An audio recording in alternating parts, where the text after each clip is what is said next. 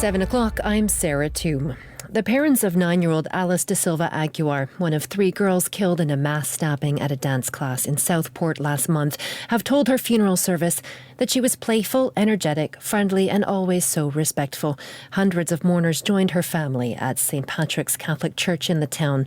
Her uncle, Richard Lira, fought back tears as he read a eulogy written by her parents, Alexandra and Sergio Da Silva Aguiar. You were taken away from us too soon, and we often ask why. Why here? Why us? Why you? We wonder if you ever thought of us, called for us. We wonder if you felt any pain. We hope not, my darling. A Scottish Government minister has warned racism must be called out in public discourse. The Equalities Minister Kokab Stewart says the language on immigration has been especially damaging, with too many people wrongly blaming migrants for the country's problems. It follows the disorder in England and Northern Ireland after the stabbings in Southport. Author Dr. Anna McKeever from the University of the West of Scotland suggests the different framing of immigration in Scotland has prevented disorder here. In Scotland, we haven't seen it because the political narrative around immigration and asylum seeking has been very different and more welcoming, and media and political elites haven't blamed immigrants for such problems in Scotland. The French authorities say 2 people trying to reach the UK have died after their boat got into difficulty in the Channel about 6 miles north of Calais. 53 others were rescued. In a separate incident, several people on board another boat suffered petrol burns. More than 50 were rescued from the second small boat. Russia appears to have admitted that Ukrainian troops have penetrated deep into its territory, saying its own forces have hit invading units almost 20 miles from the border. Russian officials said they had foiled attempts by Ukrainian armoured vehicles to move even further into the Kursk region. East Lothian Council says that emergency services have responded to an incident on the grounds of the former Cockenzie Power Station. The local authority made the announcement at 6 o'clock tonight and urged members of the public to stay away from the area. It's understood the incident has been resolved by authorities, although emergency services remain on scene. A 29-year-old man has been arrested following a crash in the Highlands.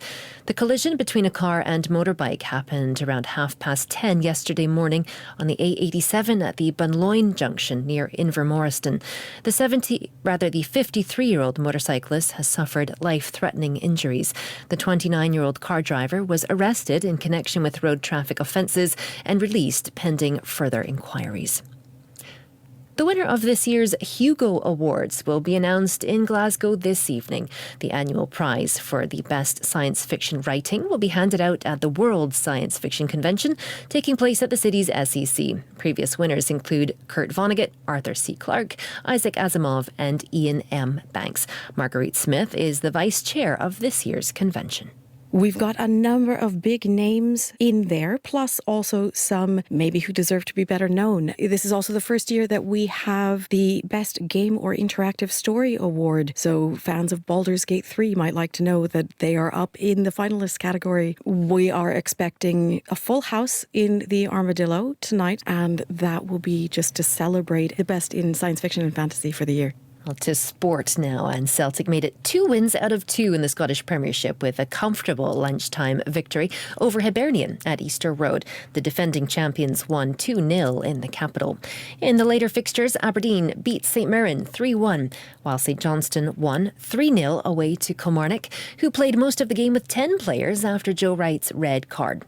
In the SWPL, last season's runners-up Rangers opened with an 11-0 win away to Aberdeen. Glasgow City started their campaign with a 7-0 win away to Montrose, while Hibernian were 2-1 winners against host Partick Thistle, and Spartans lost 5-1 at home to Motherwell. Hearts beat promoted Queen's Park 11-1. And on the final day of action at the Paris Olympics, there was disappointment for Scots Nea Evans and Jack Carlin. Crashes by both track cyclists ended any chance of Scotland equalling or bettering Scotland's record haul of 14 medals. However, the 36-strong contingent of Scots returns home with 13 in total, 3 gold, 4 silver and 6 bronze.